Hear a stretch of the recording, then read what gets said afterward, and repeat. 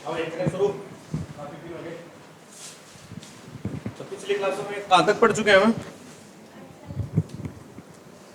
शायद 124 पर कौन थे के 123 तक पढ़ लिए थे, मैं ध्यान आ तक। मुख्य मुख्य आर्टिकल पढ़े थे 74। क्या था इसमें बताइए?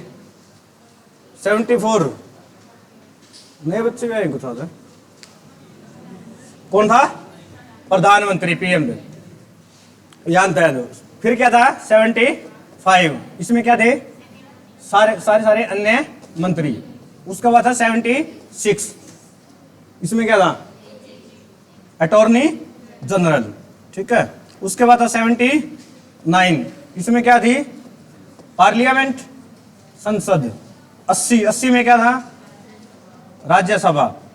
81 में लोकसभा। ये हमने मुख्य मुख्य आर्टिकल पढ़े। उसके बाद आगे थे हमने 108, इसमें क्या था? है संयुक्त अधिवेशन। किस किस का? लोकसभा और राज्यसभा। बुलाता कौन है? राष्ट्रपति। अध्यक्षता कौन करेगा? अध्यक्षता लोकसभा का अध्यक्ष स्पीकर करेगा, ओम बिरला। 110 में क्या था? क्या था भाई? धन विधेयक। धन विधेयक को सबसे पहले कहां पारित किया जाएगा? लोकसभा, राज्यसभा, कहां पर? धन विधेयक को पहले लोकसभा में ही पारित किया जाएगा और इसकी परमिशन कौन देगा? राष्ट्रपति। डिसाइड कौन करेगा कि धन विधेयक है या नहीं है? कौन करेगा? लोकसभा का अध्यक्ष करेगा, राष्ट्रपति परमिशन देगा पहले लिखित रूप में। ठीक है। 110 तक। इसके बाद आर्टिकल आता हमारा 120। ये पीछे पेपर था उसमें पूछा गया था 120। चलिए 120 से करते हैं शुरू। लिखो 120 में है संसद की भाषा। क्या है? संसद की भाषा।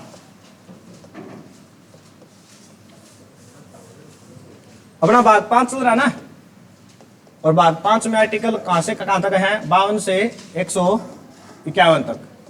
ठीक है। लिखो आर्टिकल संसद की भाषा। आर्टिकल कौन सा? 120। एसएससी पेपर में पूछा गया प्रश्न है कि संसद में किस भाषा में बात होगी। तो बताइए संसद में कौन कौन सी भाषा इस्तेमाल होती है? संसद की 2 मुख्य भाषाएं हैं। ठीक है। कौन सी? एक तो आपकी हिंदी और दूसरी है अंग्रेजी। ठीक है। इनके अलावा यदि आपको तीसरी किसी भी भाषा में बात करनी है, यदि आप राज्यसभा में हैं तो राज्यसभा के सभापति से परमिशन लेनी होगी। मान लो मलयालम में बात करनी है, तमिल में बात करनी है, पंजाबी में करनी है, संस्कृत में करनी है, तो वो परमिशन देंगे तो आप कर सकते हो, यदि नहीं देंगे तो आप नहीं कर सकते। लोकसभा में बैठे हो तो लोकसभा के स्पीकर से परमिशन लेनी पड़ेगी। ठीक है। हाँ, परमिशन देंगे ही तो ही बात कर सकते हैं, वरना आपको हिंदी या अंग्रेजी 2 ही भाषा में बात करनी। आर्टिकल 120 के अनुसार। ठीक है ना। हाँ, आर्टिकल लिखो 121। इसमें क्या है? संसद है वो सुप्रीम कोर्ट के फैसले के अंदर दखल क्या नहीं देगी। संसद सुप्रीम कोर्ट में दखल नहीं देगी। ठीक है। दखल नहीं देगी।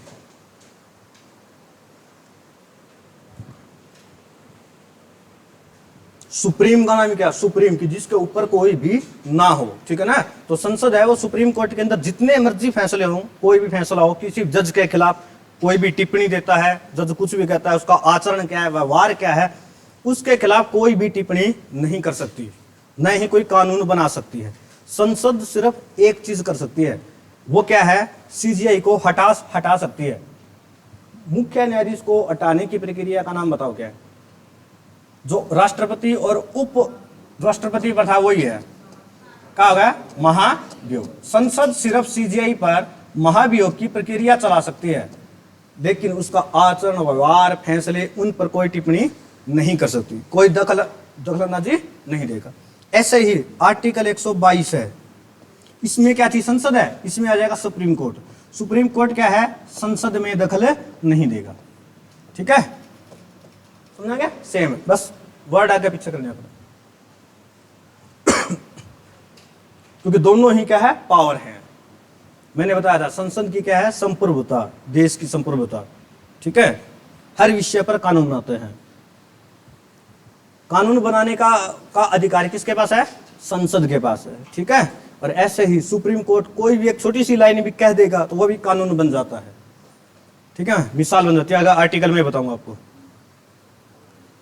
तो ये 3 आर्टिकल है ना, इनमें से मुख्य आर्टिकल याद रखना आपने 120, 21, 22 ध्यान में रखियो, ना रहेंगे तो भी एक बार काम चल जाएगा। लेकिन आर्टिकल 123 आपने जरूर याद करना है। 123 मैं आपको पहले ही पढ़ा चुका हूं, किसी को याद हो तो, जब हमने राष्ट्रपति पढ़ा। हाँ, इसमें क्या आएगा, अध्यादेश। लिखो 123 के अनुसार राष्ट्रपति जी अध्यादेश जारी करते हैं। अध्यादेश राष्ट्रपति पढ़ा था जब आपने डिटेल में ये बात पढ़ ली थी।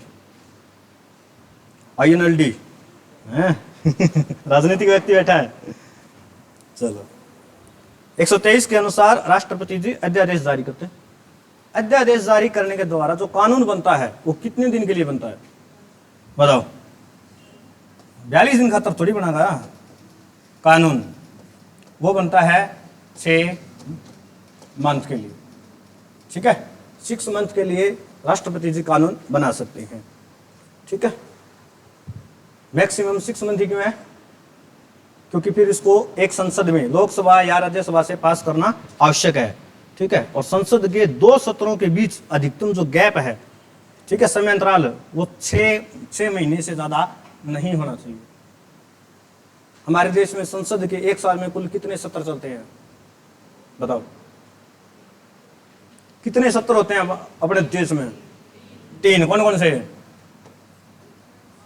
मानसून सत्र, बजट सत्र और एक शीतकालीन सत्रों का। ठीक है, लेकिन साल में 2 होने कंपल्सरी हैं।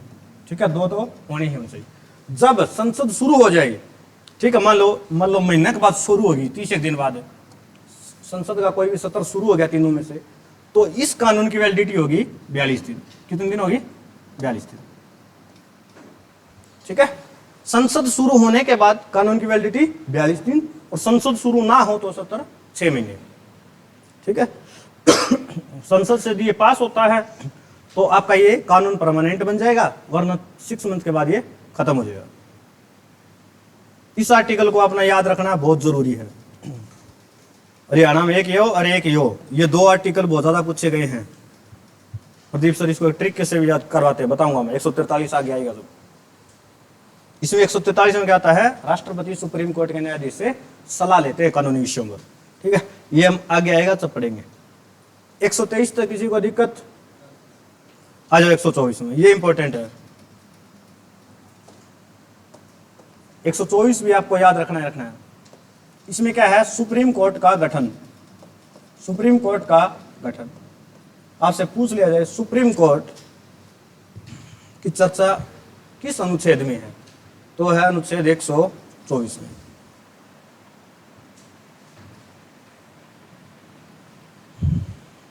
बहुत बार पेपर में पूछा गया है, हाईलाइट करना आपने ये वाला। ठीक है, आर्टिकल 123, 124, 120 याद रखना। ठीक है, सुप्रीम कोर्ट कहां से लिया गया? जब भारत आजाद हुआ उस समय क्या भारत में सुप्रीम कोर्ट थे? पहले नहीं थे, पहले हाई कोर्ट थे। कलकत्ता हाई कोर्ट था, मद्रास था, बॉम्बे हाई कोर्ट था। ठीक है, सुप्रीम कोर्ट लिया गया आपका अमेरिका से। कहां से? अमेरिका से। ब्रिटेन है ना, ब्रिटेन की संसद सबसे पावरफुल संसद है, और सुप्रीम कोर्ट जो कहीं का भी सबसे ज्यादा पावरफुल है तो वो है आपका अमेरिका का। ठीक है, तो ये भारतीय संविधान में अमेरिका से लिया गया है।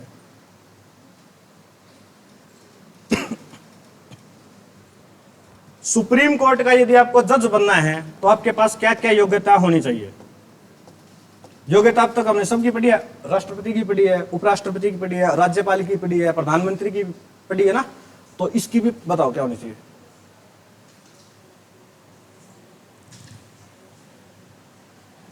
हाई कोर्ट में लिखो, हाई कोर्ट में कम से कम 10 साल वकील रह चुका हो। ठीक है, हाई कोर्ट में कम से कम 10 साल व्यक्ति वकील रह चुका हो। दूसरी कंडीशन क्या है, हाई कोर्ट में कम से कम 5 साल जज रह चुका हो। ठीक है, इन दोनों में से एक कंडीशन पूरी करनी है। ठीक है, कम से कम एक तो पूरी हो। और तीसरी कंडीशन क्या है, राष्ट्रपति की नजर में, राष्ट्रपति की नजर में कानून का ज्ञाता हो।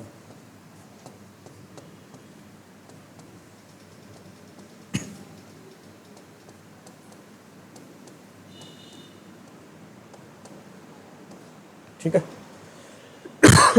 ये 3 चीजें होनी अति आवश्यक है।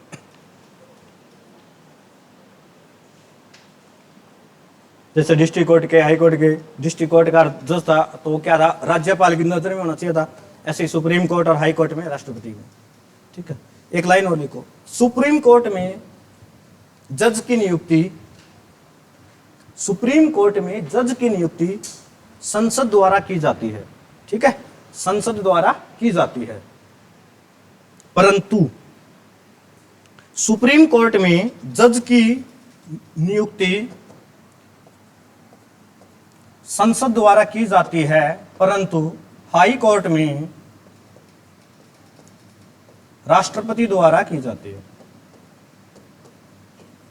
ठीक है, ये दोनों बात लिख लियो अलग अलग। सुप्रीम कोर्ट में कौन करेगा, संसद सिफारिश भेजेगी। ठीक है, और हाई कोर्ट की कौन भेजेगा, राष्ट्रपति जी।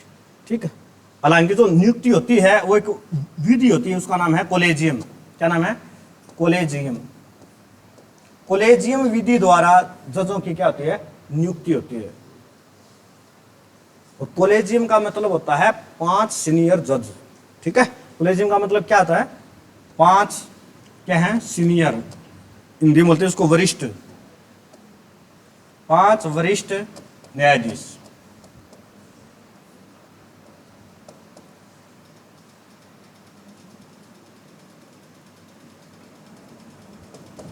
ठीक है, कोलेजियम मतलब क्या है, 5 वरिष्ठ न्यायाधीश। जो भी सुप्रीम कोर्ट है उसके 5 सबसे सीनियर जज होंगे। ठीक है, वो चूज करेंगे कि किस जज को हमें बनाना है। ये बात पेपर में पूछी गई थी, किस जज की नियुक्ति किस विधि के द्वारा होती है, तो विधि क्या है, कोलेजियम। यह बात याद रखनी है, मोस्ट इंपॉर्टेंट बात है यार। चाहे ये 5 चीज याद आपका रहो ना रहो, कोलेजियम विधि आपने जरूर याद रखनी। एक बात और याद रखनी है कि वर्तमान में सुप्रीम कोर्ट में जजों की संख्या कितनी है, बताओ। ये घटती बढ़ती रहती है, लेकिन फिलहाल लगभग कुछ समय से 70 है। बताओ, एक आधा तो हम भी बताया करो। ऑप्शन देखो मैं, 32, 33, 34, 35, 33, 34, 33, 34 में मतलब कंफ्यूज हो रहे हो। अच्छा, लिखो सुप्रीम कोर्ट में जजों की संख्या लिखो, ऐसे भूल जाओ इनको। सुप्रीम कोर्ट में जज कितने होते हैं, 33 क्या होते हैं, इसमें न्यायाधीश होते हैं, प्लस एक मुख्य न्यायाधीश होता है, तो कुल मिला के हो गए 34। कितना आंकड़ा हो गया, 34 का। 33 प्लस 1 आपने लिखना है। ठीक है, और सब की वैल्यू है वो क्या होती है, सम्मान होती है। ठीक है, जैसे सारे एमपी चुने था अभी, उसमें क्या आता है, सिर्फ ये जो अपने समकक्ष होते हैं उनमें थोड़ा आगे होता है। जैसे क्या था, मैंने बताया था, प्रधानमंत्री आगे होता है, सारे मंत्री हैं, कोई स्वास्थ्य मंत्री, शिक्षा मंत्री, जितने एमपी हैं, लेकिन प्रधानमंत्री उनके क्या था, समकक्ष थोड़ा ज्यादा होता है। इसी प्रकार ये सारे की वैल्यू सेम हो है, लेकिन एक तो मतलब मुख्य चीज, तो इसलिए इसको एक अलग से बनाएगा। ठीक है, इनके अंदर से होता है, और ये कोलेजियम विधि से ही चुना जाता है। तो 33 प्लस 1 34। वर्तमान में सुप्रीम कोर्ट में जजों की संख्या कितनी है, 34। वर्तमान में हाई कोर्ट कितने हैं देश में, बताओ।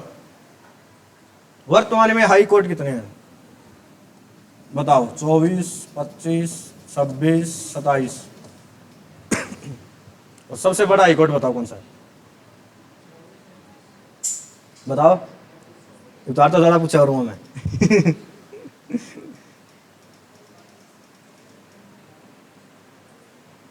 बताया ज्योति है 25 है, तो सही बोले, जोर तो बोलिए बड़ा। कितने हैं, 25 है। और सबसे बड़ा कौन सा हाईकोर्ट है,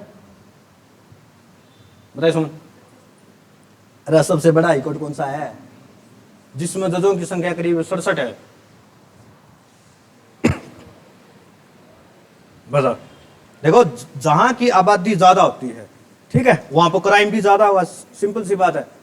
तो ये थोड़ा मतलब तुक्का मारने की ट्रिक है कि जहां पर आबादी ज्यादा होगी वहां क्राइम ज्यादा होगा, तो फैसले करने वाले भी ज्यादा ही चाहिए। तो देख ले भारत में कौन सा राज्य है जिसकी आबादी सबसे ज्यादा है, वहां का हाईकोर्ट ही है। सबसे बड़ा जनसंख्या कौन सा राज्य की है, उत्तर प्रदेश की है। तो उत्तर प्रदेश में कौन सा हाईकोर्ट है, हाँ कौन सा, इलाहाबाद हाईकोर्ट है। इलाहाबाद हाईकोर्ट क्या सबसे बड़ा है, ठीक है। भारत में सुप्रीम कोर्ट कितने हैं, कौन बताएगा, हाथ खड़ा हो, आप बताओ सरदार जी कितने हैं, एक सुप्रीम है यानी सुपर कोर्ट तो एक ही है। हाँ राष्ट्रपति चाहे तो उसकी ब्रांच खोल सकते हैं अन्य जगह पे, ठीक है। सुप्रीम कोर्ट एक है, हाई कोर्ट कितने हैं, 25 है, यह बात याद रखिए। सबसे बड़ा कौन सा है, इलाहाबाद हाई कोर्ट है, ठीक है। आगे बढ़े, चलिए आगे लिखिए आप। इनको किस मल विधि से हटाया जाता है, अभी अभी बताई थी मैंने, कौन, महाभियोग की प्रक्रिया द्वारा। मुख्य न्यायाधीश को शपथ कौन कौन दिलाता है, शपथ है,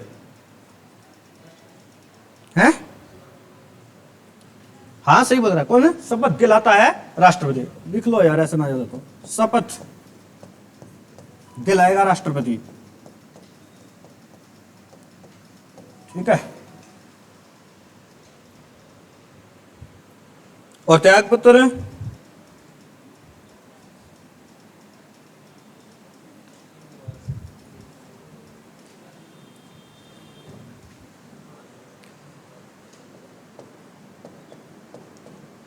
त्यागपत्र किसको देगा, राष्ट्रपति को, सेम देगा भैया, ठीक है।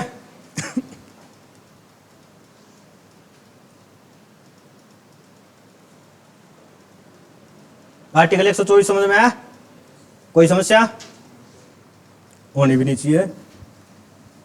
चलिए जो क्या आ गया, संसदीय सीट 275 नेपाल में, मतलब मुझ गया पान। चलिए अब देखो आर्टिकल 125, इसमें क्या है, जजों का वेतन, जजों का वेतन, ठीक है, कि किस जज को कितना वेतन दिया जाएगा उसका जिक्र है। बिना पैसे काम कौन करे, सैलरी तो चाहिए, ठीक है। तो लिखो, जो सीजीआई होता है ना, मुख्य न्यायाधीश, उसका वेतन होता है 2,80,000, ठीक है, 2.80 लाख, ठीक है। ये एक हो गया। बाकी जो अन्य 33 जज बाकी रह गए, इनका आप बताओ कितना होता होगा, कितना हुआ, 2.5 लाख रुपए, ठीक है। इसको बस थोड़ा सुप्रीम मतलब दिखाने के लिए इसका 30,000 फालतू रखा है, ठीक है, वरना इनकी मैंने बताया आपकी वैल्यू क्या होती है, सबकी बराबर होती है, ठीक है। जब शुरू में सुप्रीम कोर्ट बना तो बताइए कुल कितने जज थे उसमें, आज कितने हैं, 34। शुरू में बना तब कितने थे,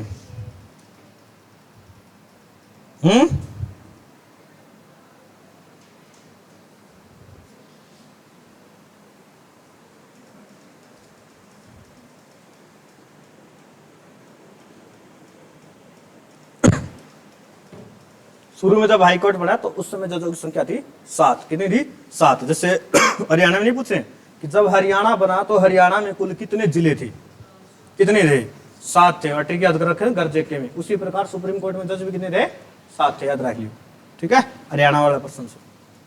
आर्टिकल आ जाओ 126 पे,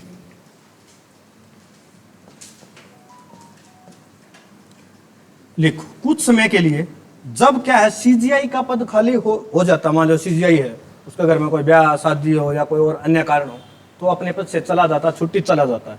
तो मैंने बताया था राष्ट्रपति का पद आप खाली नहीं रख सकते हैं, बड़े बड़े पद हम खाली, तो सीजीआई का पद भी आप खाली नहीं रख सकते। तो कुछ समय के लिए कार्यकारी एक अध्यक्ष मतलब बनाया जाएगा। जितने भी सीनियर जज हैं, जो 33 और बाकी रह गए, इनमें से एक को सीजीआई बनाया जाएगा, ठीक है। उसका प्रावधान है आर्टिकल 126 में। लिखो, कुछ समय के लिए कार्यकारी सीजीआई बनाया जाता है। कुछ समय के लिए कार्यकारी मुख्य न्यायाधीश बनाया जाता है।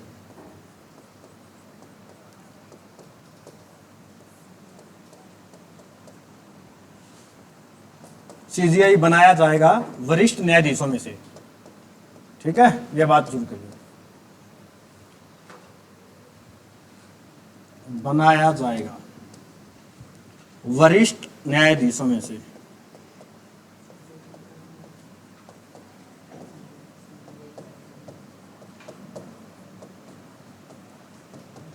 ठीक है, जितने अन्य 33 जज हैं उनमें से कोई जो भी सबसे मतलब वरिष्ठतम होगा उसको इनके पद पर बिठा दिया जाएगा।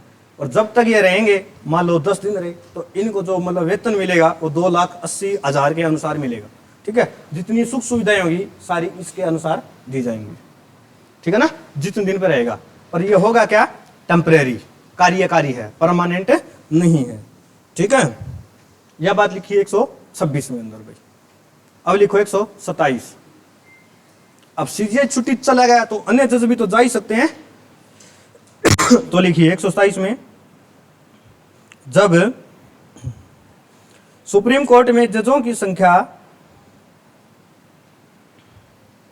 जब सुप्रीम कोर्ट में जजों की संख्या कम हो जाए तो हाई कोर्ट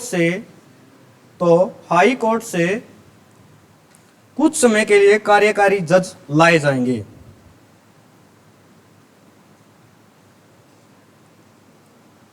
कुछ समय के लिए कार्यकारी जज लाए जाएंगे। ठीक है, इनको बोलते हैं एडहॉक। ठीक है, एडहॉक जज बोलते हैं इनको, कि कुछ समय के लिए, टेम्परेरी के लिए, ठीक है, लाए जाएंगे। एडहॉक का मतलब होता है इस काम के लिए। ठीक है, जो भी आपको काम करना, मान के चलो कोई जज है, उस एक जज है, उसके मतलब बच्चे की शादी है और उसके जज के दोस्त जज ही होते हैं, 4 जज और चले गए तो टोटल 5 जज चले गए। और जजों के दोस्तों जज है, हम टीचर्स हैं, तुम्हारे दोस्त तो मोस्टली टीचर्स ही होते हैं, इसी प्रकार इनके हैं। तो ये 5 जज हो गए। अब सुप्रीम कोर्ट में इतने फैसले आते हैं कि पूछो ना, और फैसले करने पड़ते हैं, बड़े बड़े फैसले जाते हैं वहां पे। तो इसलिए क्या काम करेंगे, जो हाईकोर्ट है उससे मांगेंगे जज। ठीक है, जो अपने सीजीआई साहब हैं, फिलहाल कौन है, चंद्रचूड़ साहब, वो राष्ट्रपति से करेंगे सिफारिश कि साहब हमें 5 जज चाहिए। ठीक है, और राष्ट्रपति फिर उनको भेजेगा हाई कोर्ट में। आपने भी पढ़े कितने हाई कोर्ट थे, 25। कितने थे, 25। इनमें भी क्या होता है कि सीजीआई होता है, हाई कोर्ट का भी तो कोई ना कोई प्रमुख होता ही है।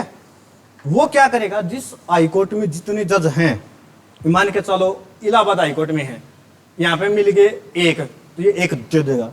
पंजाब एंड हरियाणा का है, अपना चंडीगढ़ में है, इसके पास मिल गए 2, तो ये 2 दे दिए। ठीक है, तो मान के चलो 3 ही जज मिले 5 में से। ठीक है, तो इन 3 जज को सुप्रीम कोर्ट में भेज दिया जाएगा। ठीक है, और इनको जो सुप्रीम कोर्ट का जो अन्य जज है, 2.5 लाख रुपए वेतन है, जितनी सारी सुख सुविधाएं हैं वो दी जाएंगी। समझेंगे, इनको बोलते हैं एडहॉक, कि टेम्परेरी, कुछ काम के लिए, कि मान लो 10 दिन की छुट्टी पर है 5 जज, तो इनको 10 दिन के लिए ही जज इनको बनाया जाएगा, फिर ये वापस आ जाएंगे वहीं अपने अपने चैम्बर में। ठीक है, अब मेरा आपसे एक सवाल है कि जो ये 3 जज गए, मान लो, इनको शपथ कौन दिलवाएगा,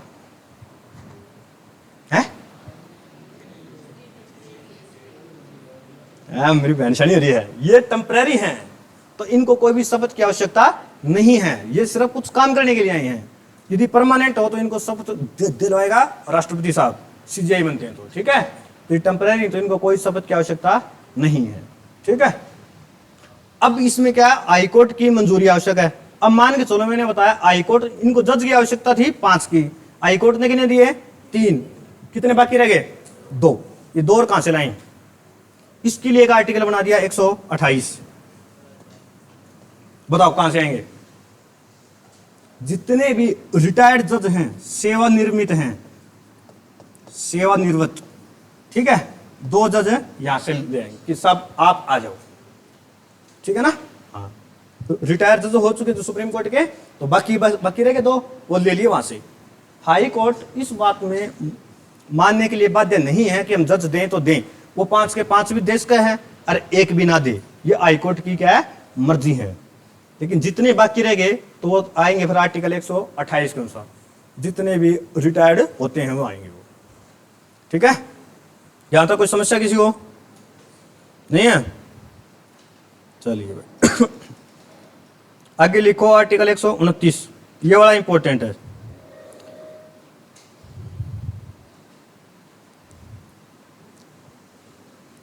एक 129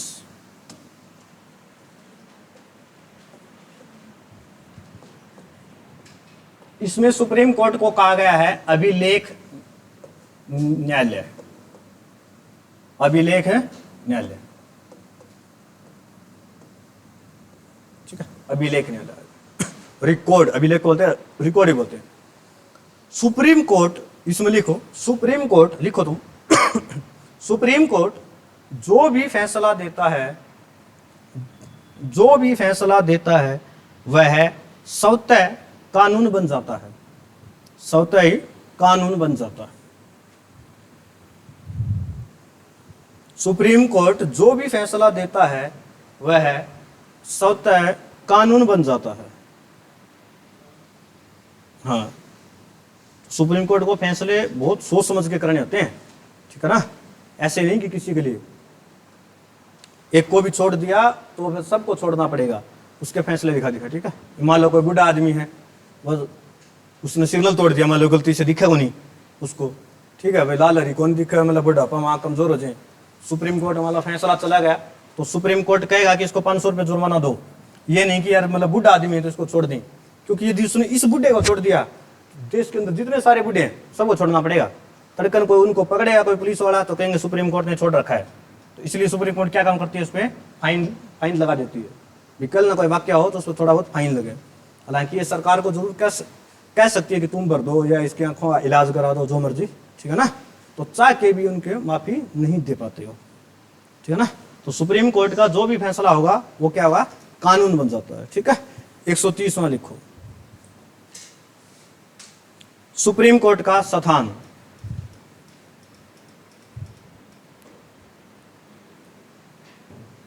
और सुप्रीम कोर्ट का स्थान कहां पर है बताओ?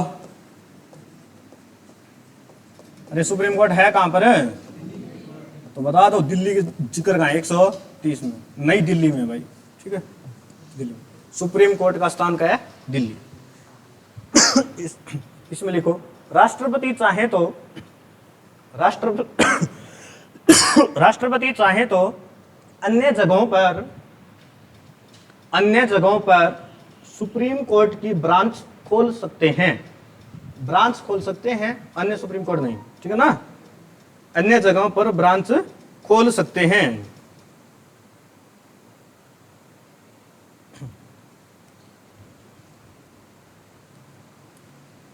राष्ट्रपति चाहे तो अन्य जगहों पर सुप्रीम कोर्ट के ब्रांच खोल सकते हैं, और फिलहाल देश में आवश्यकता भी है, ठीक है, खोल नहीं रखी वो अलग बात है, क्योंकि नेता लोग है ना वो बहुत कम करते हैं चीजें, क्योंकि जितने ज्यादा न्यायाधीश होंगे नेता लोगों को उतनी ही परेशानी होती है।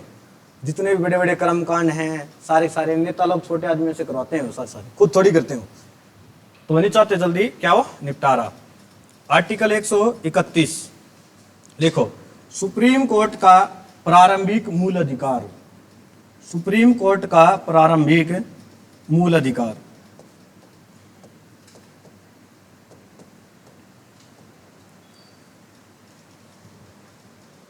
सुप्रीम कोर्ट का प्रारंभिक मूल अधिकार, जैसे आपके मूल अधिकार थे उसी प्रकार सुप्रीम कोर्ट का है कि कुछ ऐसे फैसले होंगे, कुछ ऐसे कानून हैं तो जो सीधे सुप्रीम कोर्ट जाएंगे, न किसी अन्य हाई कोर्ट में जाएंगे। जैसे एक राज्य का दूसरे राज्य के साथ यदि कोई मतलब विवाद होता है तो सीधा फैसला जाएगा सुप्रीम कोर्ट में।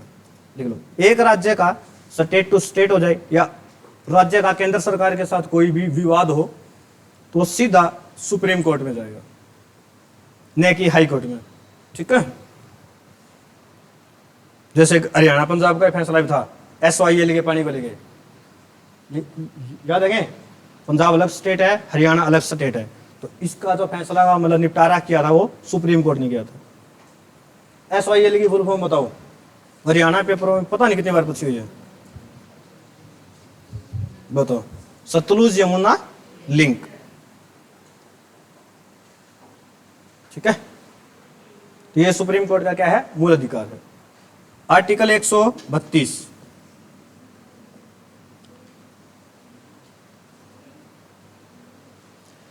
सुप्रीम कोर्ट में आप 3 तरीके से अपील कर सकते हैं। ठीक है, 3 अपील, यानी कोई भी हाईकोर्ट का फैसला है, ठीक है, उससे आप क्या संतुष्ट नहीं हो तो आप सुप्रीम कोर्ट में जाके हाईकोर्ट के खिलाफ अपील कर सकते हो। तो लिखो 132 में, हाई कोर्ट में संवैधानिक मामलों में आप अपील कर सकते हो। हाई कोर्ट में संवैधानिक जो मामले होंगे, ठीक है, उनके खिलाफ अपील करनी है। ठीक है, तो वो आर्टिकल 132 में संवैधानिक मामलों में अपील 132।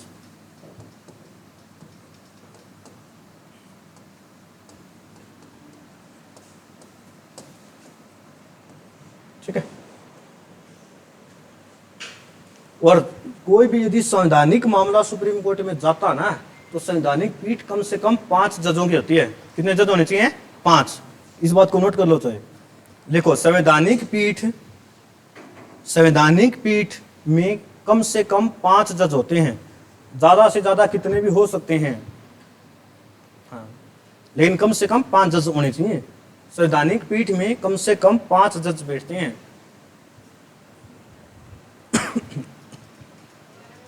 संवैधानिक पीठ में कम से कम 5 जज बैठते हैं। संवैधानिक मामला है, कोई भी संविधान के बारे में बात हो, जैसे केस हुआ था मिनर्वा मिल। ठीक है, तो मिनर्वा मिल केस हुआ था, उसमें 7 जज बैठे थे करीब। आप इसको लिखो मिनर्वा मिल में, मेरे याद आ गया केस, तुमने पूछा। मिनर्वा मिल केस में सुप्रीम कोर्ट ने, मिनर्वा मिल केस में, लो मिनर्वा ऐसे लिखते हैं, मिनर्वा मिल केस में सुप्रीम कोर्ट ने प्रस्तावना को संविधान का अंग नहीं माना था। हाँ, मिनर्वा मिल केस में सुप्रीम कोर्ट ने प्रस्तावना को संविधान का अंग नहीं माना था। ठीक है, मना कर दिया था कि प्रस्तावना भारतीय संविधान का अंग भाग नहीं है। ठीक है, तो ये पेपर ने पूछा है कि किस केस में मना किया करता था, तो वो था आपका मिनर्वा मिल। फिर क्या था, सुप्रीम कोर्ट ने मान लिया था, तो वो कौन सा केस था? आज तक का सबसे बड़ा केस हो, केशवानंद भारती केस। लिखो, इसमें सबसे बड़ी आज तक की पीठ बैठी है 13 जज। केशवानंद भारती केस लिखो, केशवानंद भारती केस में सुप्रीम कोर्ट ने प्रस्तावना को संविधान का अंग माना था, और अंग नहीं, आत्मा भी माना था इसमें। ठीक है ना, कहते एक कौन माना, फिर दोनों मान गए, वे अंग के साथ ये आत्मा भी है। हाँ, केशवानंद भारती केस में सुप्रीम कोर्ट ने प्रस्तावना को भारतीय संविधान का अंग और आत्मा माना था।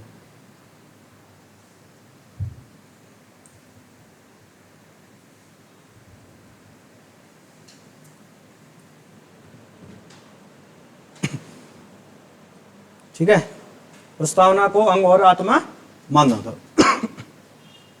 और इसमें लिखो, केशवानंद भारती केस में अब तक सबसे बड़ी बेंच बैठी है। केशवानंद भारती केस में अब तक सबसे ज्यादा जज बैठे हैं, उनकी संख्या 13 है। केशवानंद भारती केस में अब तक की सबसे बड़ी जजों की बेंच बैठी है, 13 जज। लिख लिया? लिख ले। केशवानंद भारती केस में मैंने आगे लिख भी रखे हैं, अब तक की सबसे बड़ी पीठ बैठी है, 13 जजों की पीठ।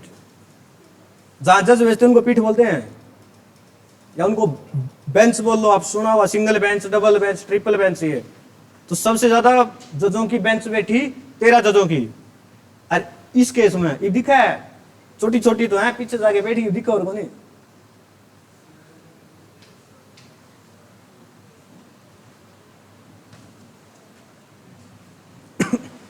आगे बैठे भाई, और इनको याद रखना जरूरी है आपको, ये पेपर में पूछे गए हैं। देखो, आर्टिकल 132 में क्या था, हाई कोर्ट में के खिलाफ जो भी संवैधानिक मामले हैं उनके खिलाफ अपील करेंगे।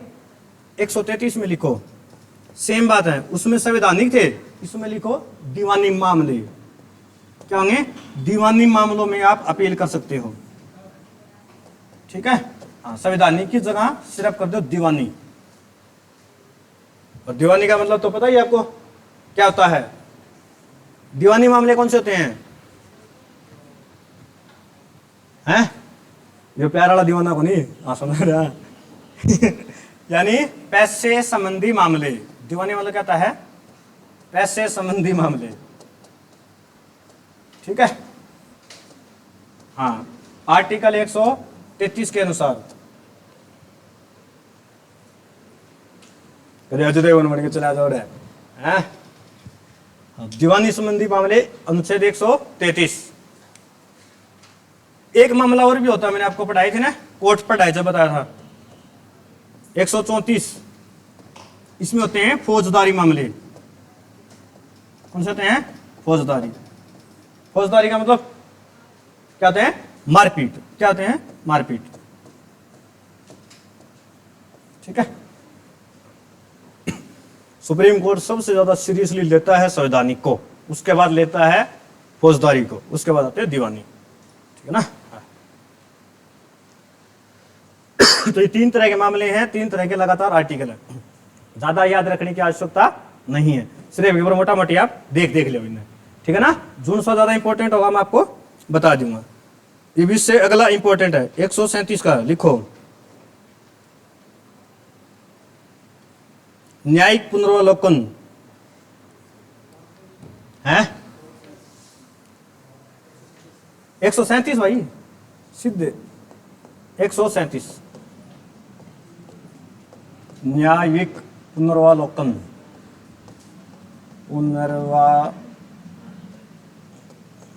देखिए ठीक लिखा है क्या? मन लगा तो डाउट है। पुनर्वाह वाह पर आगे तो यहाँ पर रहा आगे अलग से मेकअप कर दिया, ठीक है। लिख लियो पुनर्वलोकन, न्यायिक पुनर्वलोकन, है ना।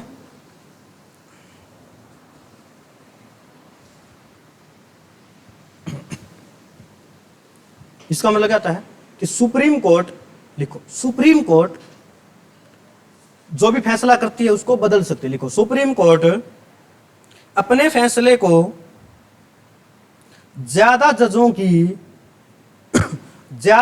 की पीठ द्वारा बदल सकती है। ज्यादा जजों की पीठ द्वारा बदल सकती है, ठीक है। जैसे अभी केशवानंद भारती वाला कैसे बताया मैंने, 7 जज बैठे थे, भले अंग नहीं है, 13 जज बैठा दिए, उन्होंने कहा अंग है। सेम जजों की जो पीठ है वो नहीं बदल सकती। यदि एक जज ने फैसला दिया तो एक जज फैसला नहीं बदल सकता है, 2 आके उस फैसले को बदल सकते हैं, 3 आके बदल सकते हैं, 5 बदल सकते हैं, ठीक है ना। तो सुप्रीम कोर्ट क्या है, जो अपना फैसला है इसको बदल सकती है, फैसला बदल सकती है, मोटा मोटा यही इसमें, ठीक है। इसको बोलते हैं न्यायिक पुनर्वलोकन शक्ति, आर्टिकल 137। फिर आता है आर्टिकल 139। 100 जो सुप्रीम कोर्ट के आर्टिकल है ना, 124 से लेकर 147 तक हैं, ठीक है। तो इसके बाद लिखो 139। इसमें सुप्रीम कोर्ट क्या करता है? रिट जारी करता है, रिट जारी करता है। यह लाइन अपन पहला भी पढ़ी हो, दादा कौन हमने कदे हैं?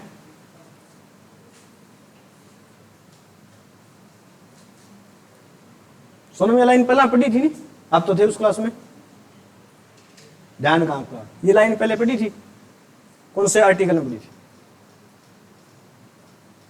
मुस्कान, कौन सा आर्टिकल में पढ़ी बेटा? न्यू कौन मेरो भाग 4 में पढ़ी थी, मेरे तो नहीं याद आवे हैं। एक अनुच्छेद पढ़ा था आपने 32। इसके द्वारा क्या थी? 5 प्रकार की रिट जारी होती है। सेम ही बात है, हैं? जब आपके मूल अधिकार पढ़ रहे थे तो तब ये आर्टिकल पढ़ा कौन था? अनुच्छेद 32। देखो इसमें क्या है, थोड़ा सा फर्क है दोनों में। यदि आपकी बात मूल अधिकार की है, क्या है? मूल अधिकार। मूल अधिकार के विषय में रिट जारी करता है आर्टिकल 32, और इसमें जारी करता है अन्य में। ठीक है। मूल अधिकार का छोड़कर कोई अन्य मामला है तो सुप्रीम कोर्ट रिट जारी करता है आर्टिकल 139 के द्वारा, और यदि आपके मूल अधिकार में आती है तो अनुच्छेद 32। उत्प्रेषण, बंदे प्रेषण, परमादेश पढ़ी थी ना, 5 प्रकार की रिट थी, प्रतिषेध। फिर रिट भी भूलिए हो तुम, हरियाणा में भी एसएससी में बहुत पूछी जाती है। और हाईकोर्ट भी रिट जारी करता है। कौन से आर्टिकल के तहत? वो एक ही आर्टिकल कल के तहत दोनों जारी करता है हाईकोर्ट। बताओ कौन से आर्टिकल के तहत है? 226। शाबाश, ये कल सही बोली, 226 के तहत। ठीक है। रिट जारी करने का अधिकार हाई कोर्ट और सुप्रीम कोर्ट के पास है। बस हाई कोर्ट जारी करता है 226, सुप्रीम कोर्ट करता है अनुच्छेद 132 के अनुसार। यदि आपके मूल अधिकारों का हनन हुआ तो अन्य मामले हैं तो 139 के तहत। समझ में आएगी बात? ये प्रश्न यूपीएससी में ज्यादा पूछा गया था डिटेल में। 4 ऑप्शन दिए थे, चारों सही थे, लेकिन उसमें क्या था, ये 132 का था। ठीक है। अगर लिखो 141, 141 आज का आखिरी आर्टिकल 141।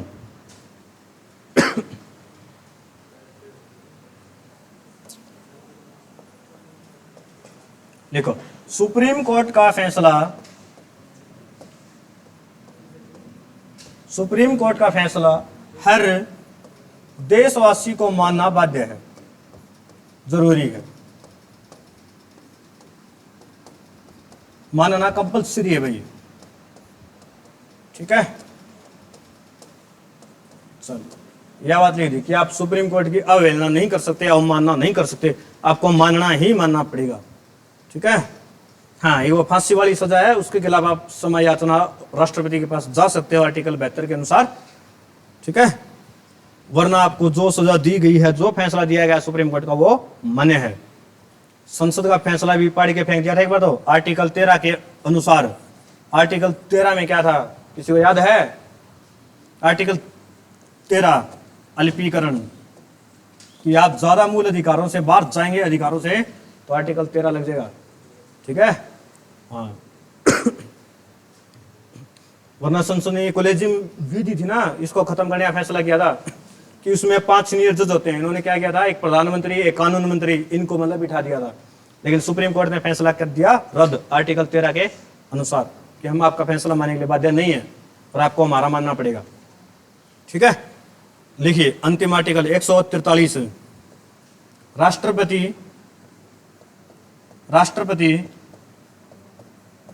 सुप्रीम कोर्ट के न्यायाधीश से सलाह ले सकता है, सलाह ले सकता है।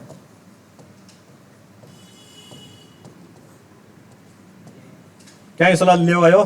ब्याह विकरानी नहीं, कानूनी सलाह। ठीक है। राष्ट्रपति सुप्रीम कोर्ट से, मुख्य न्यायाधीश से कानूनी सलाह ले सकता है। राष्ट्रपति मांगा तो उसने देनी पड़ेगी, क्योंकि आर्टिकल 143 कहता है।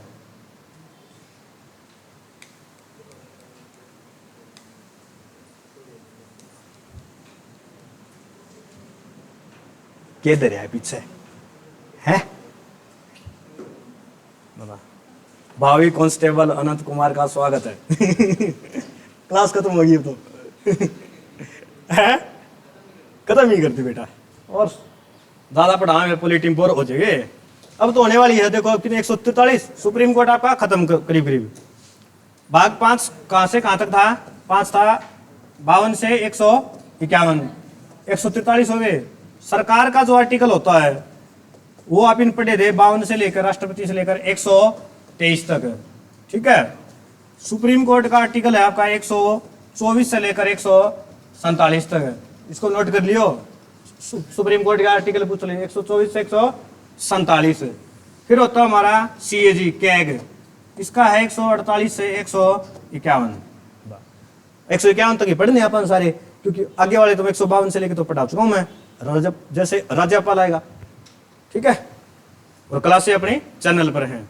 एक आपका SGM अकेडमी नाम से चैनल है, सारी भाग 6 से उस पे हैं, और एक मेरा चैनल है GS by किंग्स, उसके ऊपर भी सारी क्लासेस हैं। ठीक है। हाँ। तो दोनों चैनलों में से जो आपको ठीक लगे उस पर देख लियो आगे की सारी क्लासें, ठीक है। फिलहाल मैं 151 तक कराऊंगा आपको, ठीक है। उससे आगे वाले में थोड़ी देर पहले करवाए थे, ठीक है।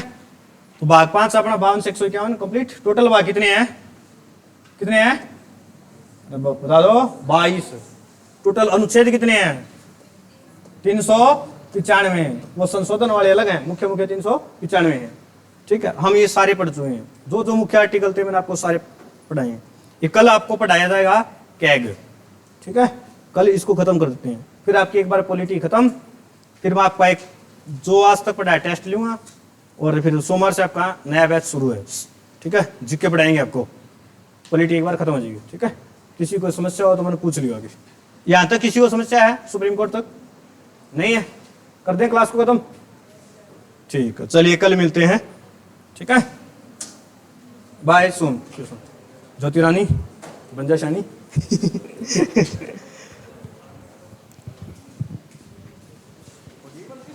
धन्यवाद। क्या